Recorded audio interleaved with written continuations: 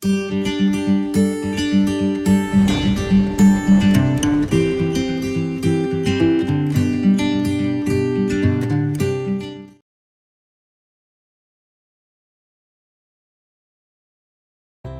Friends, मैं doctor Kajal Mangukiya, gynaecologist, obstetrician and IVF specialist from Orchid hospital and IVF centre Vesu. नमस्कार, आपका स्वागत है ऑर्किड पेशेंट्स अवेयरनेस सीरीज में। आज जो टॉपिक मैं लेके आई हूँ वह है एंडोमेट्रियोसिस, यानी आपने सुना ही होगा चॉकलेट सिस्ट, एंडोमेट्रियोसिस, ऐसे सब टर्मिनोलॉजी आपने कभी ना कभी सुनी होगी। मार्च मंथ जो है वह एंडोमेट्रियोसिस अवेयरनेस मंथ करके सेलिब्रेट किया जाता है। तो आज हम डिस्कस करेंगे कि एंडोमेट्रियोसिस क्या होता है, उसके क्या क्या सिम्टम्स होते हैं, उसका निदान कैसे किया जाता है और उसकी ट्रीटमेंट कैसे की जाती है। आइए अब बात करती हूँ कि एंडोमेट्रियोसिस का मतलब क्या होता है और एंडोमेट्रियोसिस की डेफिनेशन क्या है। यानी कि आप देख सकते हो यह डायग्राम में कि यह जो है वो बच्चादानी है, दोनों बाजू के फैलोपियन ट्यूब्स है, दोनों बाजू के ओवरीज है। जैसे ही कोई भी महिला है उसको मासिक यानी कि पीरियड्स जब भी आते हैं तभी गर्भाशय के अंदर यानी कि जो एंडोमेट्रियम बोलते हैं, एंडोमेट्रियम जो लाइनिंग बनता है वो शेड ऑफ होता है। जैसे ही मासिक का पहला दिन है, दूसरा दिन है, 5वें दिन तक यहाँ से ब्लीडिंग शुरू होती है, वापस अंदर का जो लाइनिंग है वो बनना शुरू हो जाता है और अगेन 28 दिन से 30 दिन में मासिक चक्र शुरू होता है। अभी कोई जो पेशेंट रहते हैं कि जिनका यह जो बच्चादानी के अंदर का जो लाइनिंग है यानी कि एंडोमेट्रियल टिश्यू जो है वह कोई भी कारण से अगर गर्भाशय के बाहर अगर डिपॉजिट होता है यानी कि अंडाशय में या तो ओवरीज में या तो यूट्रस के पीछे का जो पार्ट है वहाँ पे अगर डिपॉजिट होता है, इंटेस्टाइन में हो सकता है, गर्भाशय का जो मुख है, सर्विक्स है, वजाइना है, यूरिनरी ब्लैडर है, रेक्टम है, इंटेस्टाइन, कभी कभी लंग्स तक भी पहुँच सकता है, लिवर में भी पहुँच सकता है और काफ़ी सारे ऑर्गन्स रहते हैं जहाँ पे यह एंडोमेट्रियोटिक स्पॉट्स दिखे जाते हैं। इसका मतलब है कि एंडोमेट्रियोसिस यानी कि endometrial tissue outside the uterus यानी कि उसकी जो जगह एक्चुअल जगह है वह जगह छोड़ के वो जब भी बाहर के पार्ट में भी डिपॉजिट होता है तब उसे एंडोमेट्रियोसिस कहा जाता है।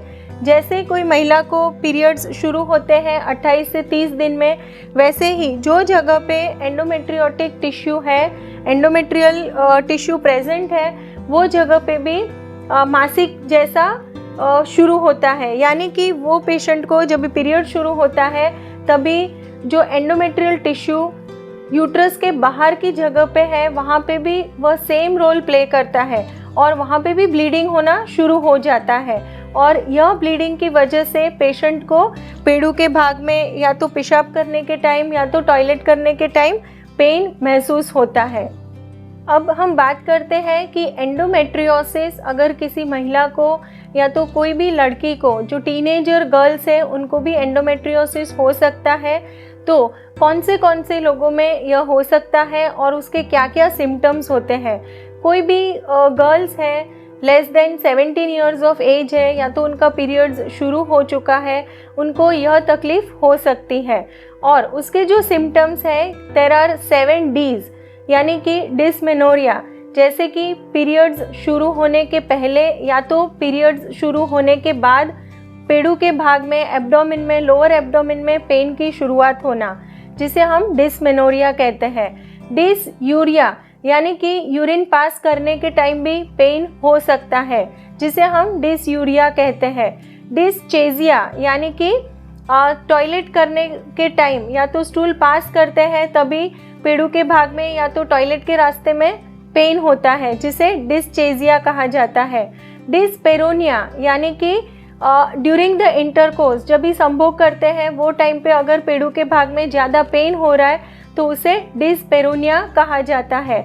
फिर होता है कि डिस्कम्फर्ट, डिफ्यूज एब्डोमिनल पेन, यानी कि एग्जैक्टली पेशेंट बता नहीं सकता है कि उसको कौन से पार्ट में पेन हो रहा है, कभी लेफ्ट साइड हो रहा है, कभी राइट साइड हो रहा है, कभी कभी अम्बिलिकस के अराउंड पेन हो रहा है, जिसे हम डिफ्यूज एब्डोमिनल पेन कहते हैं।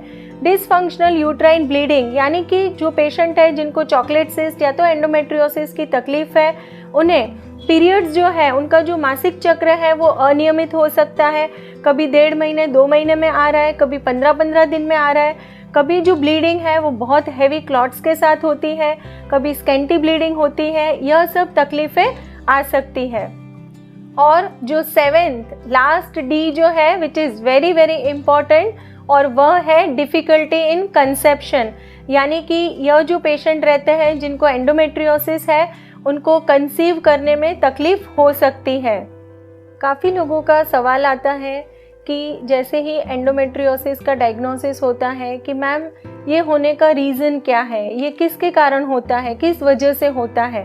तो यहाँ पे मैं बताती हूँ कि एंडोमेट्रियोसिस जो है उसके लिए काफ़ी सारे थ्योरी प्रपोज किए हुए हैं, लेकिन जो थ्योरी है वो है कि रिट्रोग्रेड मेंस्ट्रुएशन, यानी कि नॉर्मली पीरियड्स जो है वो योनि मार्ग से यहाँ से बाहर आना चाहिए through the cervix and in the vagina. कोई जो पेशेंट्स हैं जिनको रिट्रोग्रेड मेंस्ट्रुएशन, यानी कि जो मेंस्ट्रुअल फ्लूइड है, मेंस्ट्रुअल ब्लड जो है वो वाया फेलोपियन ट्यूब जब भी ओवरीज में जाता है, या तो पेरिटोनियल कैविटी में या तो एब्डोमिनल कैविटी में जाता है, और वहाँ पे जाके एंडोमेट्रियल टिश्यू डिपॉजिट होता है। तो यह एक प्रपोज्ड थियोरी है कि यह एक रीज़न हो सकता है एंडोमेट्रियोसिस होने का। एंडोमेट्रियोसिस कोई भी उम्र में हो सकता है। जो भी गर्ल्स है, यंग टीनेजर गर्ल्स है, उनको भी पीरियड्स शुरू हो गया है, उसके बाद कभी भी यह तकलीफ़ हो सकती है। तो अगर आपके डॉटर है, उसको अगर डिस्मेनोरिया यानी कि pain before the menstruation, during the menstruation अगर सिवियर पेन हो रहा है तो उसे इग्नोर ना करें, क्योंकि जनरली लोगों के माइंड में रहता है कि ड्यूरिंग द मेंस्ट्रुएशन पीरियड के टाइम पेन होना वो एक नॉर्मल सी बात है, और जनरली ऐसा काउंसलिंग किया जाता है कि भाई शादी के बाद या तो एक नॉर्मल डिलीवरी के बाद आपका यह पेन रिलीव हो जाएगा। लेकिन यहाँ पे मैं बताना चाहती हूँ कि अगर कोई टीनेजर गर्ल्स है या तो आपकी डॉटर है जिसे ऐसा पेन हो रहा है, तो एटलीस्ट उसका एक गायनेक चेकअप होना ज़रूरी है। अगर उसे कोई तकलीफ़ नहीं है तो हम समझ सकते हैं कि बिकॉज इसको प्राइमरी डिस्मेनोरिया है, यानी कि उसका जो पेन है वो शायद एक नॉर्मल वजाइनल डिलीवरी के बाद चला जाएगा, लेकिन उसको इग्नोर ना करें। आइए अब जानते हैं कि एंडोमेट्रियोसिस का निदान कैसे किया जाता है। नॉर्मली जो बेसिक वर्कअप होता है उसमें सोनोग्राफी की जाती है, और most of the time sonography में एंडोमेट्रियोटिक सिस्ट या तो एंडोमेट्रियोमा या तो चॉकलेट सिस्ट का निदान हो जाता है। कोई केसेस है जो डिफ़िकल्ट केसेस है, या तो एक्स्ट्रा एब्डोमिनल जो साइट है, जैसे आपको बताया कि एब्डोमिनल स्कार है, वहाँ पे अगर है इंटेस्टाइन वगैरह में है, तो यह पेशेंट को MRI पेल्विस करने की ज़रूरत पड़ सकती है। सो आइदर सोनोग्राफी और MRI से इसका डायग्नोसिस हो सकता है। कई बार ऐसे भी हो सकता है कि डायग्नोस्टिक लेप्रोस्कोपी, पेन का कोई रीज़न नहीं मिल रहा है, और जब भी उनका लेप्रोस्कोपी किया जाता है, डायग्नोस्टिक लेप्रोस्कोपी, और वह टाइम पे भी ऐसे जो एंडोमेट्रियोटिक टिश्यू है या तो एंडोमेट्रियोटिक स्पॉट्स जिसे हम बोलते हैं, चॉकलेट सिस्ट के जो स्पॉट्स रहते हैं, उसका निदान लेप्रोस्कोपी के समय भी हो सकता है। जैसे मैंने बताया कि लेप्रोस्कोपी से भी एंडोमेट्रियोसिस का निदान हो सकता है। लेप्रोस्कोपी के माध्यम से हम एंडोमेट्रियोसिस का स्टेजिंग भी कर सकते हैं। American society of reproductive medicine ने 1997 में जो स्टेजिंग दिया है, दैट इज़ स्टेज 1, 2, 3 एंड 4।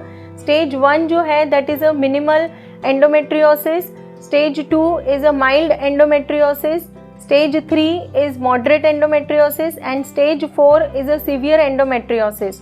अब हम जानते हैं कि यह जो स्टेजिंग है वो क्यों इम्पॉर्टेंट है, क्योंकि जनरली जो पेशेंट्स रहते हैं उनका ट्रीटमेंट जो रहता है, जो हम नेक्स्ट वीडियो में उसके बारे में विस्तारित रूप से चर्चा करेंगे, ट्रीटमेंट जो है वो स्टेजिंग के ऊपर डिपेंड होता है।